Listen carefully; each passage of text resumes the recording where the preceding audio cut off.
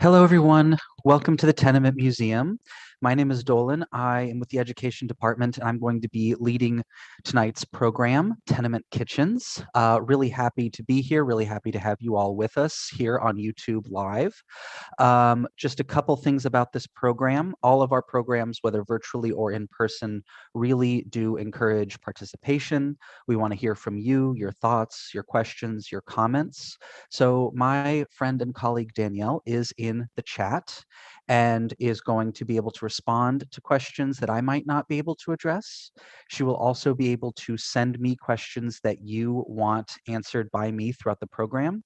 So if you have any questions or thoughts, add them in the chat and Danielle will pass them on to me. This is a free YouTube event. We're very happy to be doing another program like this on YouTube. I feel like it's been a while. The program does entail a suggested donation. If you are able, the suggested donation is $10, but anything you can provide goes a long way to helping us in building back our operations post-COVID. So thank you very much. And with all of that taken care of, I'm going to begin the program.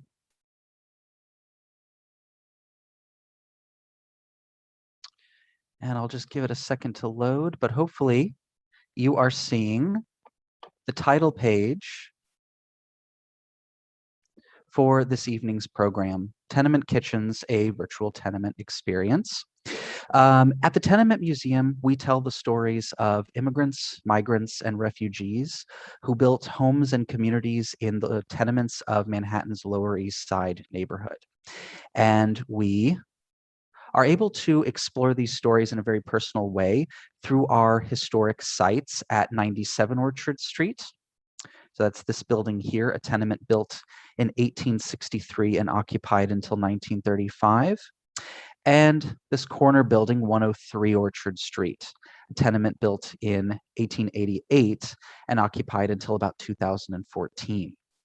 So we recreate and reinterpret the interior spaces of these buildings and feature stories of the actual inhabitants of both of these historic tenements as a way to, again, really look at the experience of immigrants, migrants, and refugees in a more personal and humane way, with a focus on everyday life and lived experience, and an emphasis on trying to bring stories that are sometimes left off of broader historic narratives back into the picture and back into focus. And that's going to be especially relevant on the program this evening. So we are going to explore 100 years of history by looking at the kitchens of three women, Bridget Moore, Fanny Rogoshevsky, and Ramonita Saez Velez. So starting in the 1860s and going into the 1960s. We are going to see the way that these women responded to technological changes in the kitchen. We are going to see cultural elements that made their relation to food, food production, and cooking unique to them and to their families. And we're going to highlight the work of women, of mothers and daughters and housewives that often goes unheralded, that often goes ignored or unrecorded, but is very vital, very labor intensive, and very important. And we're also going to situate these women not as just passive adopters of technological trends or American foodways, but as active participants in shaping ideas of what an American kitchen is and can be. So I'm going to bring us into our first kitchen, and we're going to go all the way back to the 1860s. Once again, I'll pull up this building. 97 Orchard Street, a tenement constructed in 1863 by a German immigrant tailor, when the Lower East Side was really becoming a tenement district as immigration increased by about 430% to the United States, as New York City's population grew very rapidly. Immigrants are building these structures to create newer, better, more modern, and efficient housing for their growing communities. And one of the earlier residents of our building were the Moore family. So Bridget and Joseph Moore will live in 97 Orchard Street very briefly at the end of the 1860s. Bridget Meehan arrives in the United States first. She will arrive in 1863. She was 17 years old, and we don't know too much about her time before she emigrated. We don't know too much about her time between 1863 and 1865. The work of women was not very well documented at the time. But we do know that, like many young, unmarried Irish women arriving in New York in the 1840s, 50s, and 60s, she likely would have sought work as a domestic servant. So many middle class and wealthy households in New York City were employing Irish domestics. About 80% of the city's maids were Irish women. And she would have cooked and cleaned, taken care of the children, and served the family. So a lot of Bridget Moore's first introduction to American culture really might have been in the form of food making. So we have this image of a typical kitchen she might have found herself employed in. This is from the Merchant's House Museum. And I'll draw your attention to the stove here. We see this large double-chambered cast iron stove added into the chimney works of the kitchen. Is that an oven on the wall on the left? Absolutely. So here we have this oven right here, 2 loaves of bread being baked. So Bridget could have used this to boil water, to cook anything that requires a range to heat up. And then we have this separate oven bricked into the chimney works as well. Now, in her own home, the kitchen is going to look a little bit different, but in making her home, first she's going to meet Joseph Moore. Joseph Moore will arrive in New York City in 1865. So Bridget's been here for a couple years. We see that by the end of 1865, they are married. And by 1869, they're living at 97 Orchard Street. This is the city directory of 1869. The H meaning housed at 97 Orchard Street. And we see Joseph, much like Bridget, is making his living in food production. I always wonder, right? He has a job as a waiter, would have been, an above average weekly salary for an Irish immigrant man in the city. How much of his ability to gain work as a waiter came from Bridget filling him in on details, teaching him about American tastes and culinary traditions and trends, right? Conversations that we'll never be privy to, but likely happened for this family. So by the time they are living in 97 Orchard Street, they are not alone. They have a family. They have 3 young daughters, Mary Kate, Jane, and Agnes. We unfortunately do not have images of the Moores, but as a stand-in, we have this painting by Henry Mosler called Just Moved. It was painted in 1870 while he was living in New York and is meant to depict an immigrant family who have just moved into a new tenement apartment, as the Moores did in 1869. And I have another question. Would tenements have to find wood, or would tenants, have to find wood and bring it upstairs in the building? It's a really good question. So yes, they would have to bring coal upstairs. It would not have been wood by the 1860s. And I do want to bring your attention to this object by the man's feet. One of the main pieces of furniture that they have just moved with is this portable cast iron stove. And this is going to be a major expense for the family like the Moores, and it's going to be the centerpiece not only of their kitchen, but their household in many, many ways. So cast iron coal-burning stoves like these would have been available from the early 1880s. However, most Americans preferred to cook in fireplaces and in open hearths using wood for fuel. Changes in mass manufacturing techniques for metal made these objects much cheaper. Between 1800 and 1870, the price of a coal stove cast iron stove fell by about 90%. Companies also included a range of customization options. So you could pick all these different features of a stove to really fit your budget. They initially called these smaller portable stoves summer ranges. And the idea was you put it into your chimney or your fireplace during the winter. And then in the hot summer months, you take it outside and you do your cooking out there.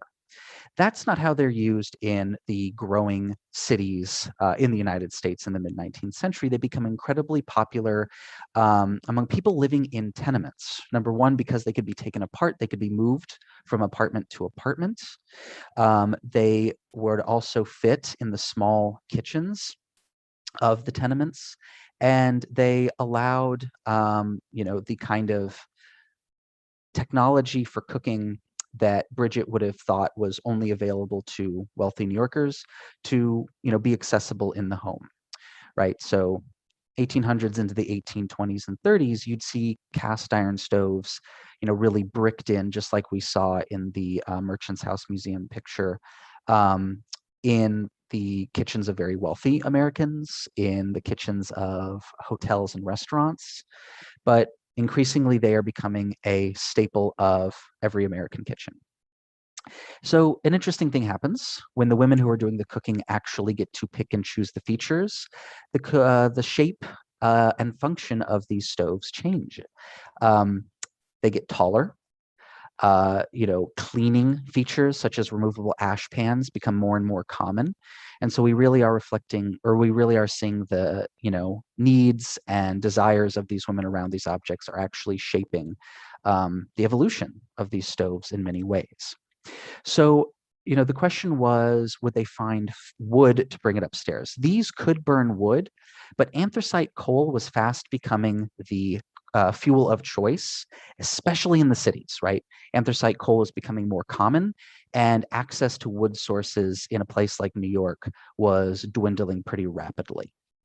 So this might have been an object that they owned before they moved to 97. We see here, right, the disassembled stove. On average, they weighed about 200 pounds.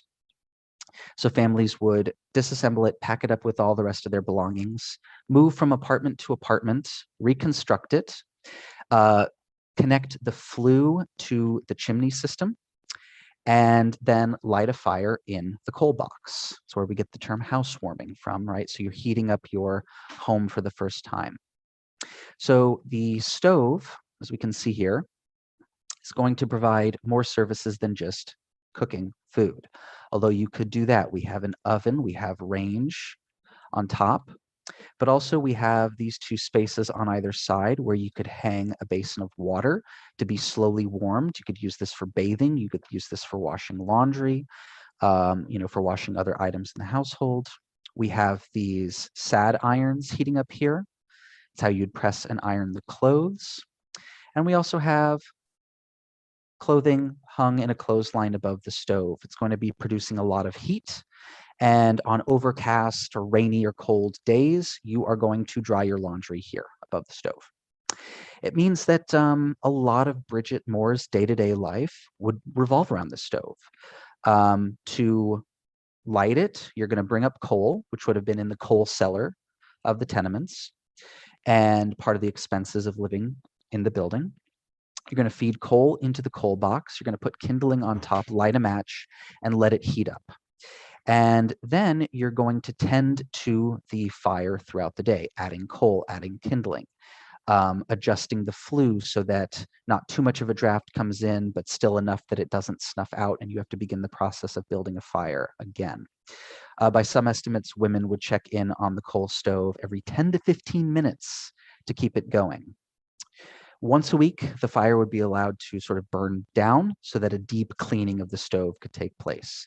So taking it apart, scrubbing it with soap and water, and then polishing the outside to prevent rusting. You can imagine the heat of this in the summer. You can imagine how much soot and coal dust would have coated every part of the kitchen, and how much work Bridget would have had to do to keep the place clean and functioning. So I'm going to pause here briefly, see if there's any other questions before I move on to my next question, which is wondering what Bridget would cook on this stove and in her kitchen in 97 Orchard Street in the 1860s. Of course, like so many factors of this family's story, we do not know for certain. We can make some guesses, though. And it's an interesting story for Irish immigrants arriving in the 1840s, 50s, and 60s, right? Their relation to food is going to be very skewered, right? Food is a very important, stable, vibrant, and visible part of culture, one that becomes especially important in the context of immigrant and migrant communities. It is a way to maintain connection to a distant homeland and to a culture. A way to pass on elements of your culture to children born in a foreign land. But we have to remember why many Irish immigrants were arriving in New York in the 1840s, 50s, and 60s. Bridget likely would have grown up in a rural area, living in a single-room cottage like this. And if that's the case, her life would have been shaped by the Irish potato famine. So this event is a blight that breaks out in the 1840s, and it ruins the potato crop on which most of the Irish countryside relied on for both their cash crops and their food source. And this will cause a devastating impact on Ireland's population. About 25% of the population is reduced either due to emigration or death. And so for people fleeing famine, fleeing starvation, there's a disconnect between their traditional foodways. Bridget might have grown up eating foods that didn't really look like what her parents would have eaten, or not really having regular traditional meals in a way that her grandparents would have had. And we can imagine the impact of that situation, and then coming to a place where food was relatively plentiful and affordable. Luxuries like meat and tea and fruits were easily accessible and affordable even for families like the Moores. And it means that Irish immigrants more readily adopted American foodways than subsequent immigrant communities in the Lower East Side. And I'm seeing a lot of things pop up on my chat, so let me just all right. Did landlords provide stoves for tenants who were recent immigrants and couldn't afford to buy one? Not to my knowledge, right? I know that there are, in some cases, when a family would leave their apartment and decide not to take their coal stove, they might leave it behind, selling it to the family that was moving in, perhaps selling it to the landlord who would then add it to the expense of the new apartment. If they're checking the stove so often, can they ever step away from the apartment? How about childcare? Yes, you're asking the right questions. And, Bridget has an infant child and two very, very young children. So you're going to have to ask your daughters at a pretty young age to tend the stove for you, right? As soon as they're old enough to follow basic instructions and, safely operate the stove, they're helping out. She might have also gone to neighbors, perhaps, right? Bringing them something from the market in exchange for checking on the stove while she's gone. Yeah, it's all these little elements of daily life between the women in the building that, really fascinate us as an institution, and are really, really not documented beyond sort of oral histories and memories. So did the coal stove create dust, or did it mostly vent to the outside? A little bit of both. So there was a vent, so most of the smoke is coming out. However, it's producing a lot of ash. And even the process of just removing the ash, dumping it into a bucket to take it outside is going to release this coal dust into the air. And the vents were also not perfect. Were there any accidents that occurred because of the stove in a small space? Absolutely. Yeah, there are, a number of times where the fire department did come to our building responding to a fire. However, small fires and accidents, probably a fact of daily life. Absolutely. And how do they keep meat in their kitchen? Well, they really don't, right? Bridget is going to go to a market like this almost every day. That's how she's going to, keep fresh food coming into her kitchen. There's limited ways that a family like the Moores could have actually really preserved food in their kitchen. Was there a limit on the amount of coal they could get without paying extra? Well, I believe that as part of their rent, they have access to the coal cellar.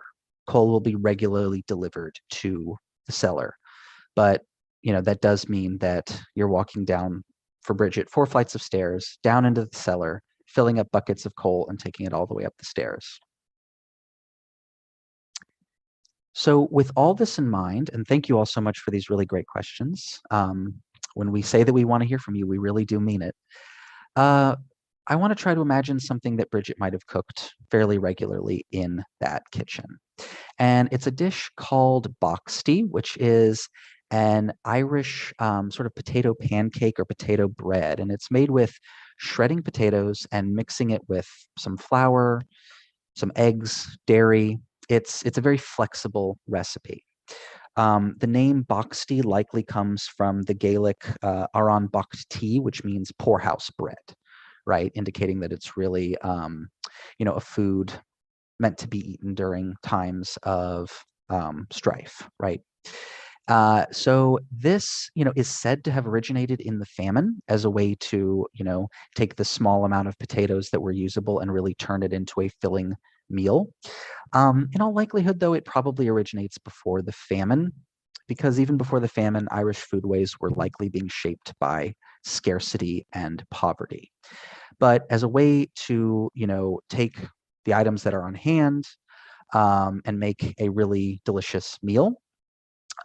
This is also a meal that can be fried, baked, lots of different ways that you can prepare box tea. And Bridget would have access to all of these methods on her coal stove. And it was so common in Ireland and in Irish immigrant contexts that there was this mid-19th century rhyme, box tea on the griddle, box tea on the pan. If you can't make box tea, you'll never get a man. Which again speaks to not only the commonality of the dish, but I also think who's meant to be preparing it. Some people might wonder why we are not using corned beef and cabbage as a representative dish. And it is a dish that does emerge in American and Irish immigrant contexts in the United States, but a little bit later than Bridget would have been living and cooking in that kitchen, late 1870s, early 1880s. But interestingly enough, a lot of historians believe that this Irish American dish emerges because of the proximity of Irish communities to Jewish immigrant communities and their kosher butchers, which I think is a really nice way to transition to our next family. But as I do so, please go ahead and ask any additional questions. I will begin introducing the Rogoszewski family. So this family will move to 97 Orchard Street in about 1907. I want to show you a document. This is the census of 1910, and it's where the Tenement Museum first meets the family.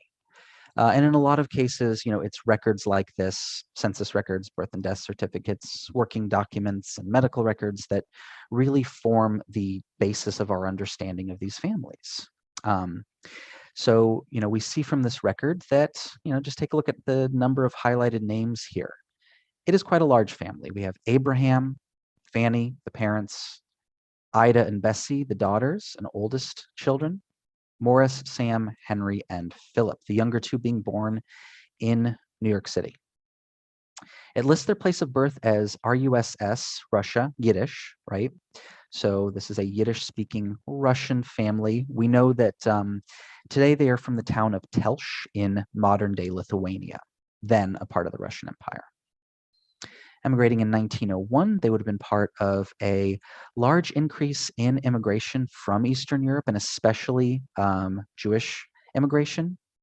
Between 1880 and 1924, about 2.8 million Eastern European Jewish immigrants arrive in the United States. And in total, Eastern Europe will lose about a third of its Jewish population to immigration. Fleeing pogroms, acts of violence against Jewish communities and the persistent threat of these state-sponsored attacks but also increasing legal restrictions on what jobs you can have, freedom of movement, access to higher education for Jewish communities in the Russian Empire. So this family arrives in 1901, grows slightly, and will move to 97 Orchard Street in about 1907. They will live there for quite a while. So this is a family portrait, Fanny there with her children in the back row. These kids in the front, we don't really know who they are. They are neighbors or friends. They kind of jumped in, but it was taken in front of the stoop of 97 Orchard in about 1915. In total, Fanny Rogoszewski is going to live there from 1907 past 1935 when the building is actually closed down. So she really makes this place her home for many, many years. Now, unlike the Moores, we didn't have to simply rely on these records to try to imagine their kitchen and their daily lives. We were actually able to track down Henry Rogoszewski, who was 7 years old in 1910, and collect his memories of growing up at the building. We were also able to talk to Fanny's grandchildren who shared memories of her cooking, her kitchen, her home. And based on all of these things, we recreated the Rogoszewski home to look as it did in the 19 teens. So here we are getting a look at that. As we look into her kitchen, I do want to remind you that there was a family of 8 that shared this 3-room apartment. So the daughters actually sleeping in the kitchen, 4 boys sleeping on a couch over here in the parlor, and the parents in the bedroom. I'll pause very briefly just to see if there are any questions that I might have missed.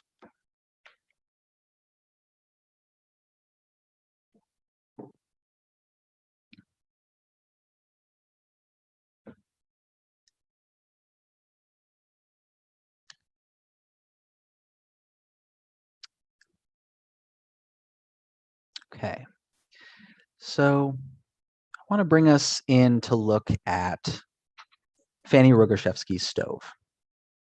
And at first glance, I think we can probably be honest, it doesn't look all that different from the stove that we saw in the Moore kitchen in the 1860s, right? So we still have this cast iron stove. We still have the coal box, right, which would have heated, heated the entire object and fueled the oven and the range on top. But we also have another interesting feature here. I'm going to zoom in on top. And if we look at these little nozzles, doesn't really fit with the rest of this old coal stove.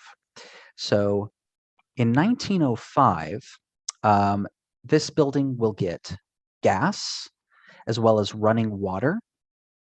So we can imagine the pretty dramatic impact that would have on the kitchen space itself and the work of these mothers and housewives in preparing the meals for their families. So gas, which was, around as a pretty common city utility in the 1880s and 1890s, was kind of slow to gain acceptance as a cooking fuel. There was sort of a pervasive public fear that gas fumes were poisonous and that they would taint the food, if not poisoning them, then at least ruining the flavor of them. But gas companies really won over the public by arguing for the convenience of a gas cooking range. And we can see one of the advertisements here. This is the way grandmother did her cooking. So there we go, the hearth, wood as a fuel.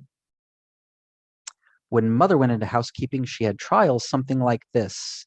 And here we see poor Bridget Moore emptying the ash pans and inhaling the smoke, as you can see, bent over low to gain access to the stove. We do our cooking on a Detroit Joule gas range and get perfect cooking with absolute comfort. It saves time, saves litter, saves health, no soot, no smoke, no ashes. It has reduced the worry of housekeeping to the minimum. So it really was quite revolutionary. As you can imagine, the difference between Bridget boiling water for tea and Fanny doing that Bridget would have had to go down into the cellar, bring up coal, feed it into the stove, light kindling, wait, let it heat up, and deal with the excessive heat coming off of the entire stove itself. Fanny just turns a nozzle, lights a match, and she's good to go. But the distribution of these gas ranges was very uneven. Wealthier homes and neighborhoods that had gas light works in their individual homes were pretty quick to adopt these. But if we go down to these working class districts in the Lower East Side, we don't have gas light in 1901 when the Rogoshevskys arrive. That year, a pretty revolutionary housing law will be passed in the city, the Tenement House Act of 1901, that requires all buildings in New York to have gas lines, gas works for light and cooking, running water, and flush toilets. And by 1905, after a court battle, these will be installed in our buildings and other tenements that have not modernized in this way. And I think it's reflecting a shift in what people are expecting in a kitchen a little bit in the United States, right? There is now a certain minimum of technology and amenities that are expected, even for working class immigrants like the Rogoshevskys. So we can imagine the time and labor that it will save. And I'll pause here to see some of these questions that are coming up. Question about running water. Yes, I'll zoom out just really briefly. We have the stove, or excuse me, we have the sink here, and then the soapstone wash basin right next to it. So even though this is rather shallow, you can fill up water and dump it into this wash basin to wash laundry and dishes and small children. Then empty it out, drain it from the bottom there, dump it out in the sink. How long did they have running water in the tenements? Just from 1905. Some tenements had it earlier, but this really was the law that makes it a mandatory feature. When you took over the building, were some stoves still present? That is a really good question. I am not sure off the top of my head. So Danielle, feel free to jump in the chat if you know for sure. I believe that most of the stoves we have were found in antique stores and flea markets and are period-specific antiques. Could be wrong, though. There might have been some stoves left. So when these gas ranges were added to the tenements, they were subject of some debate in the local Jewish press. Namely, does it violate the prohibition on lighting or stoking fires on the Sabbath, on Saturday, the day of rest? And ultimately, the sort of rabbinical debate ended up saying, no, if you light the gas stove before sundown on Friday, you can keep it lit throughout Saturday. You just can't adjust it at all. And in that way, Fanny now has the ability to keep certain dishes warm on the Sabbath. And it's really what I want to switch gears to talk about next. Fanny has this apartment that has just been renovated, which means that the rent has gone up. All right. She has a large family, right? 6 kids, herself and a husband to feed. Her husband and older children work in the garment industry, where work is very seasonal, right? Wages kind of fluctuate. And so she might have some weeks where she has a pretty limited budget in which to feed her family. She has to do all this work in this small, crowded kitchen. And to complicate factors even more, we know from the family that she was a deeply religious woman and very observant on keeping kosher. So growing up in Telsh, Fanny Rogoshevsky, like many women of her generation, would not have had a formal religious education, but instead, everything that she does as a daughter in and around the house, as a housewife, all the food preparation, would have been suffused with religious meaning. The Jewish family table is often compared to the temple altar in rabbinical literature. And so this really would have been a huge part of her Jewish identity, maintaining the kosher status of her household, of her kitchen, and of her family's diet. Now, Let's take a look at the Lower East Side when the Rogoshevskys are moving here. It is the most crowded neighborhood in the world. 2,000 to 3,000 people lived on an average city block. And not exclusively, but the majority of the inhabitants of the the majority of inhabitants of the neighborhood at the time were Eastern European Jewish immigrants. It means that there would have been a lot of access to kosher products. We're seeing right here, by the way, where Fanny would have done most of her daily shopping. You still might have noticed there's no icebox, there's no refrigeration. So she has to go, just like Bridget, out to do daily shopping. And she would have likely found the bulk of her purchases here in the pushcart markets. Walking through these markets, she would have heard people shouting in Yiddish what they were selling. Because they speak the same language, she can go and haggle and therefore, really make her limited budget work, right? Her ability to bargain and haggle, her knowledge of the market, right? Who has the best prices, who has, decent food for a discount at a certain time of day, right? And in addition to these sort of open air vendors, she could have gone to many kosher butchers in the neighborhood, right? Knowing that the meat she's purchasing is safe to eat. In a very basic sense, the laws of kosher are, fairly simple. There are certain things you can and cannot eat, certain animals, certain products, certain combinations of things that you are not supposed to have together. And it really is up to the women like Fanny to maintain this separation.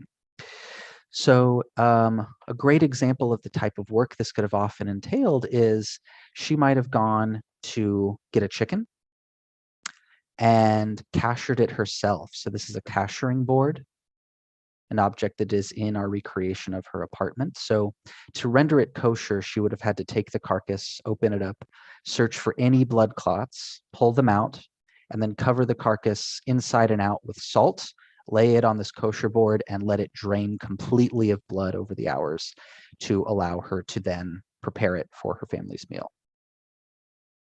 So is she saving a little bit of time by doing it herself? Is she saving a little bit of money? Or is she saving a little bit of money by doing it herself? She's saving a little bit of time by going to the kosher butchers. These are the kind of little daily calculations that she would have had to make. I'm seeing some questions come in. What are the dimensions of the stoves? The footage of the apartments. So the apartments are 325 square feet.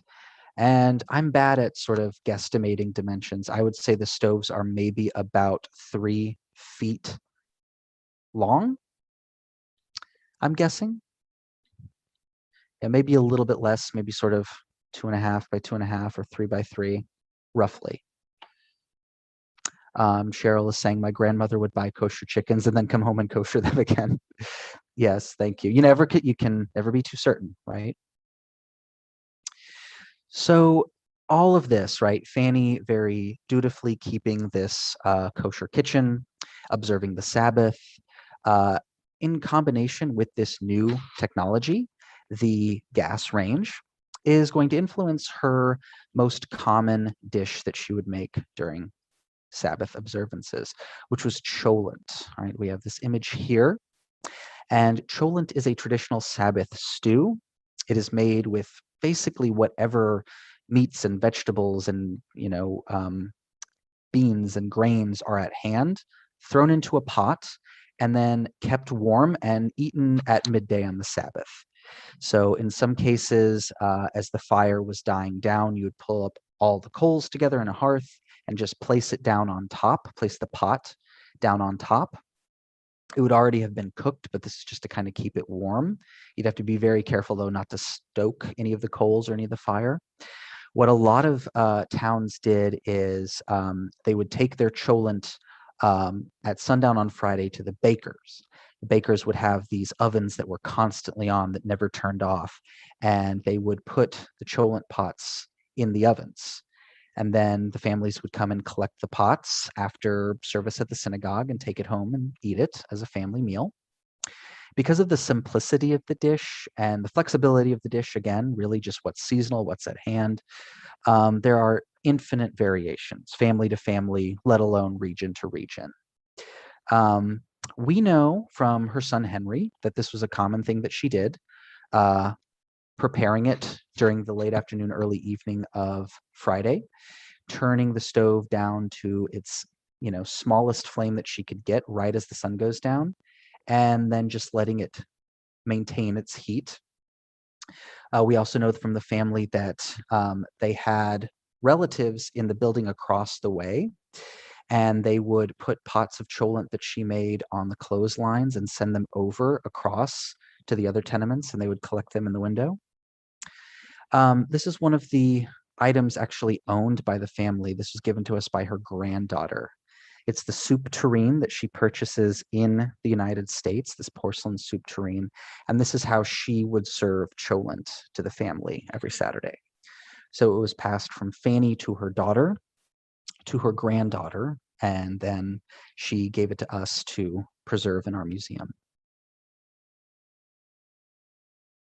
Which I think is interesting, just how many heirlooms really do revolve around food and the kitchen. So once again, I'll pause just very briefly as I get ready to move on to our next family. Let's see if there's any questions or any comments.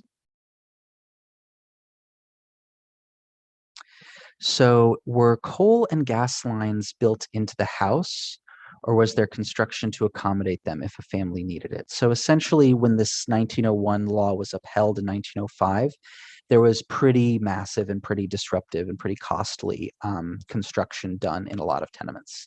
So yeah, they would have had to build gas lines as well as sewer connections and water pipes up throughout the entirety of that 5-story building. We know that the sort of space that the kitchens took up in the household actually grew as a result. They had to push the walls out to allow for these gas and water pipes.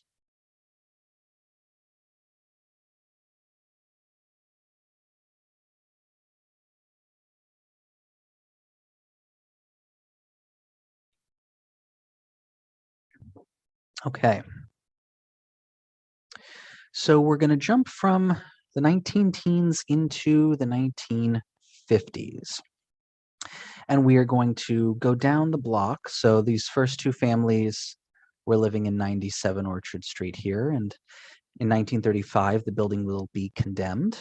Fanny Rogoszewski still living there when it is closed down. But the building on the corner remains active. So we have 103 Orchard Street. Initially, it is 3 tenements built side by side, but in the 19 teens, they are renovated and fused together. They will add a variety of sort of modern elements during that renovation process, sort of taking the opportunity to update the building. And it allows it to be occupied for much longer than 97. Again, occupied as a residence until 2014. It is now the home of the Tenement Museum's Visitor Center and our recreation of, among other families' homes, the kitchen of the Saez-Velez family.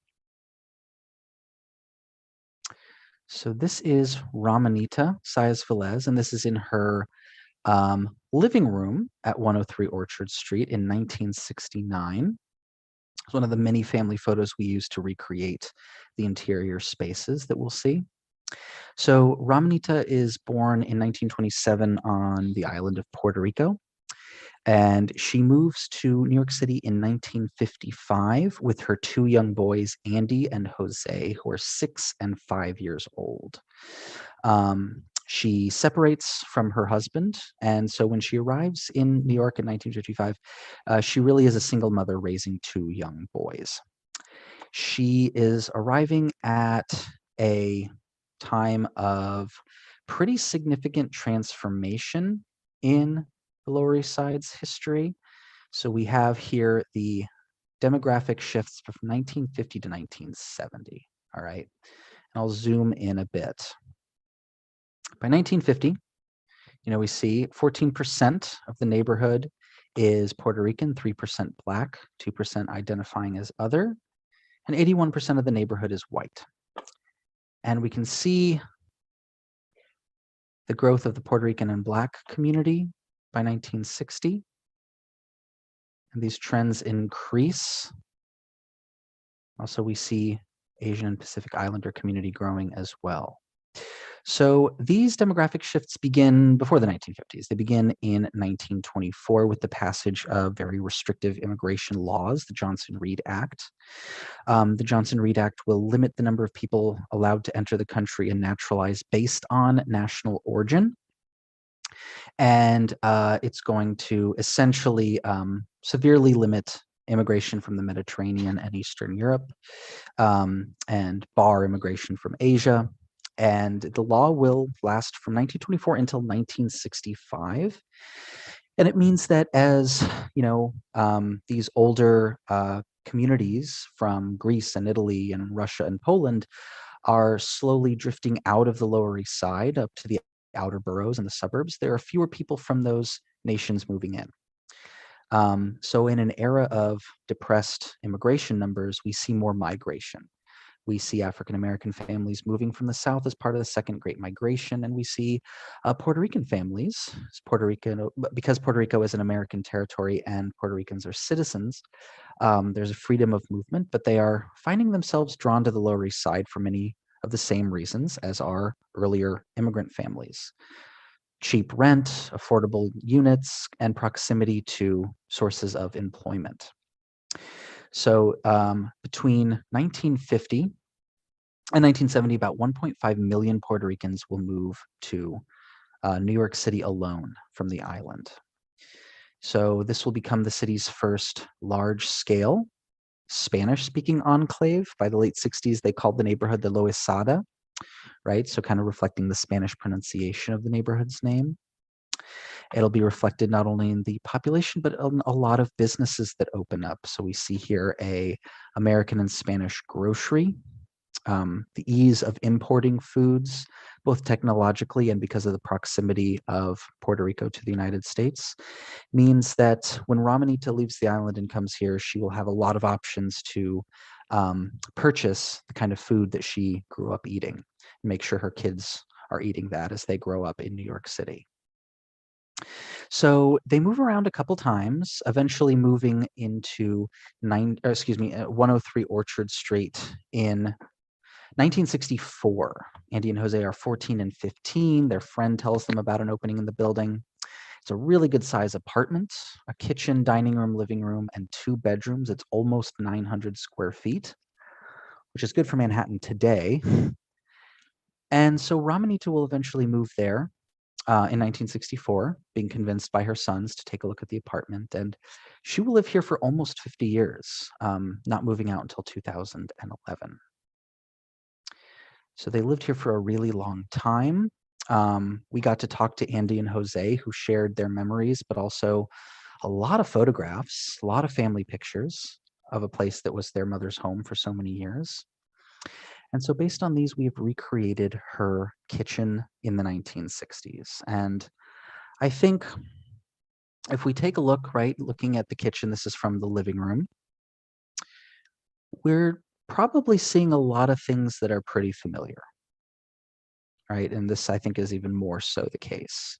So we're looking at the kitchen, we can see a sink, we see a refrigerator, we see a toaster and a blender, and basically items that we all have in our kitchens today, right? It's recognizable to us. It's only different from the items we might find in a modern American kitchen due to aesthetics, designs, colors, maybe. But in many ways, Ramonita and her sons are arriving in New York and building a home for themselves during the creation of the modern American kitchen. And this is a process that is going to begin with electricity. All of these single-use devices are electrified, right? So, electricity was from the 1890s already seen as a very viable way to replace our aging gas lines. But it didn't take too long for people to realize the potential of electricity to transform basically all aspects of American life. Even by 1905, there was an electric show in Madison Square Garden that featured example kitchens where every single device was, electrified. So tea kettles and coffee pots and curling irons and vacuums and ovens, everything was electrified. And by 1910, fully half of the electricity used in New York City was used by appliances, right? So not just on lighting and other basics like that. So starting in the 1920s and then expanding pretty steadily in the 30s, 40s, 50s into the 60s, we start to see the explosive growth in single-use, time-saving, labor-saving devices. Why can't I get this to go away? Okay, there we go. All right, as we see here in this ad for a McCleary kitchen, you'll have more free time with a McCleary kitchen. It advertises all the items, all the models, everything we see here, much like Ramanita's kitchen. White porcelain, everything electrified, everything very modern.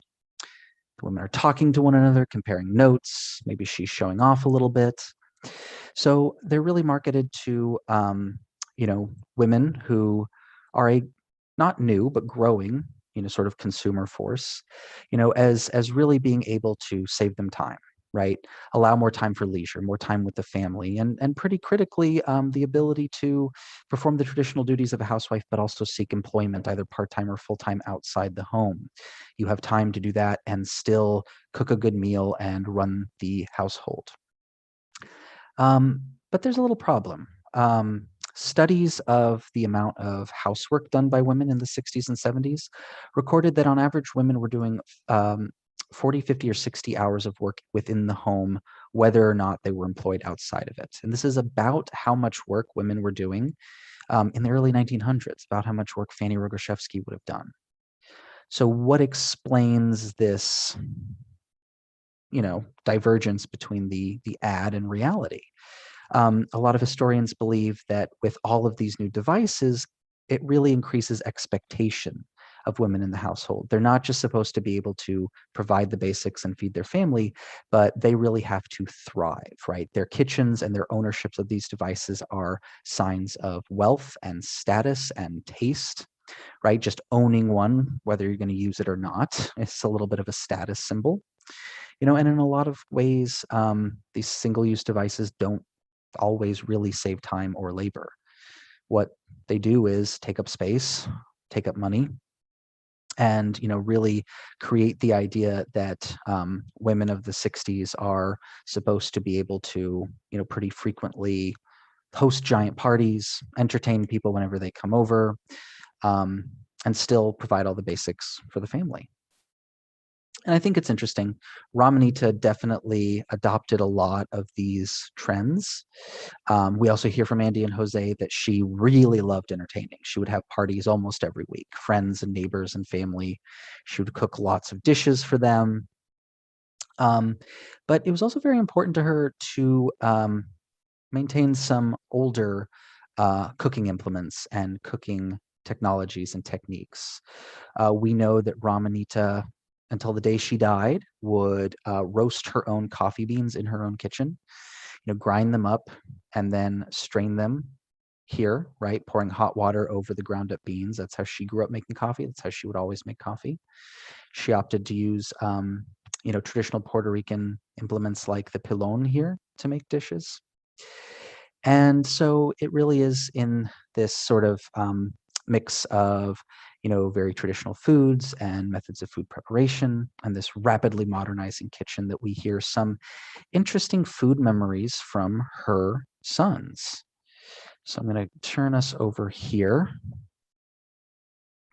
I'm just going to play a interview with Jose. So here's Andy and Jose, their high school graduation pictures. A lot of memories really do revolve around the house, the kitchen and food, and the food that mom would make. But this is Jose sharing a story, of typical everyday life, involving their kitchen at 103 Orchard Street.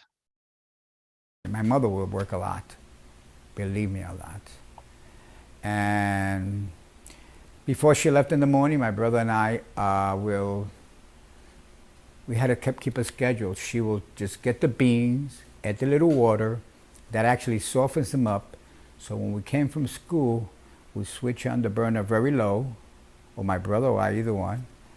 And when my mother comes from work, 4:30, the beans will be done. And clean the table. And if we burn the beans, we'll be in trouble, okay?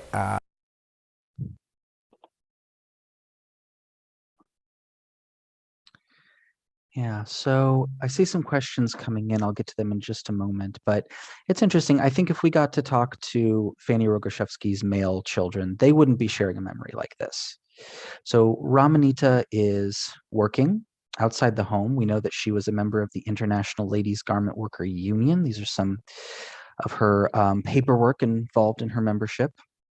She's a member for about 24 years, and she was one of many Puerto Rican women entering work in the garment industry, moving to New York City. So her work in the factory, her union membership really did make Ramonita, like most women in the neighborhood, the primary income earner, definitely bringing more resources home in terms of not just wages, but resources like healthcare and savings funds and death benefits, etc.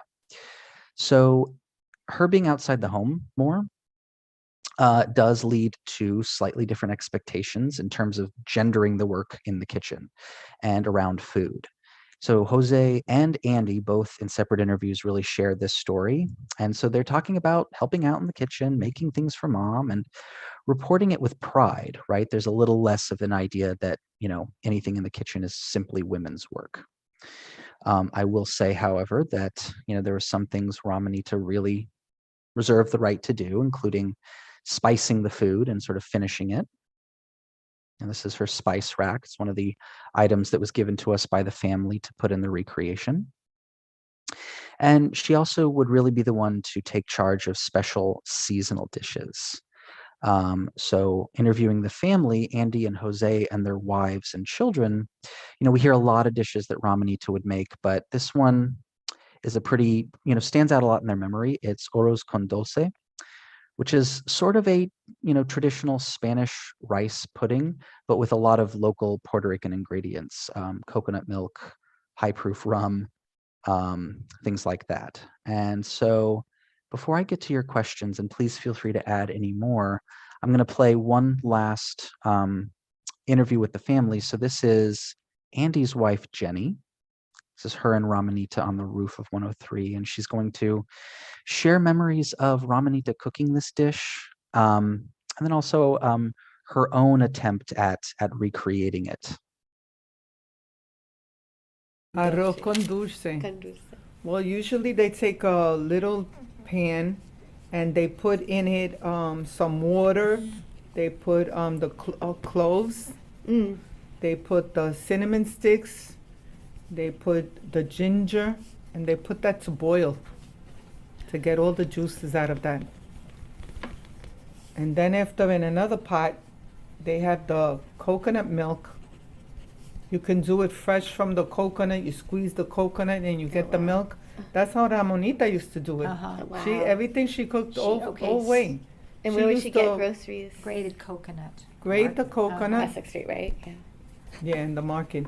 They used to grate the coconut, and then, you grate it. You put it in a pot. You add water, and it makes a lot of milk. And then after you put it like in a T-shirt, they used to use a new T-shirt and squeeze it out. Squeeze all the milk from the coconut. And then this juice of the cloves and the cinnamon and the ginger, they used to pour it in that milk Okay. to give it that flavor. And they would put it all to boil, and when it would boil, then you pour in the rice. Cooked rice or raw? Raw rice. I tried to make it a couple of times, but it didn't come out. I have to keep trying. Because I have the way to do it, but it doesn't come together like them. Yeah, I'm already seeing Eve commenting rice pudding is, my Jewish family specialty as well. As we finish up the program, we just have a couple more minutes. I'd love you guys to ask any final questions. We'll try to get to them, or I'd really love to know if you guys have similar stories of, these family recipes. When did you learn them? How did you learn them? Um, again, as an institution that is really interested in the stories and the histories that are not always recorded, I think learning about the work that these women did in the kitchen and the choices that they made, the sacrifices that they made, and how they responded to technological change, I really think it reveals a story that we otherwise would not know of if all we had to rely on was the census record and similar documents. And it's a very different sense of these families and their daily lives when we really situate the story on the mothers. Liz is asking, what does it say on the mortar and pestle? It says Puerto Rico. And what items are single use? We have, things like a blender, a toaster, curling irons, things like that.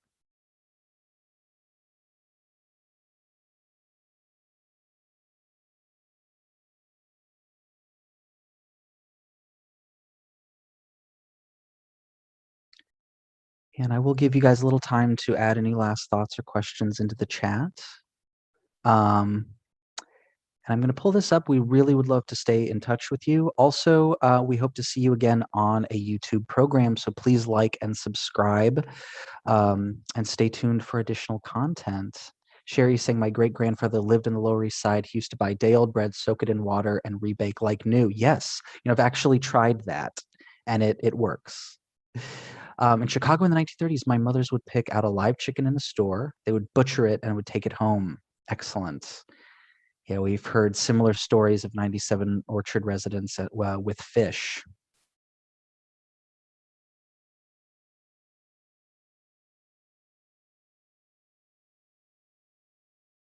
Yeah, and as we finish up tonight, again, I will just say food is such an interesting way of understanding culture and cultural change. And I bet a lot of us recalling these memories, maybe we speak a different language than our great-grandparents or grandparents, dress differently, but I bet there's recipes that we have that are the same.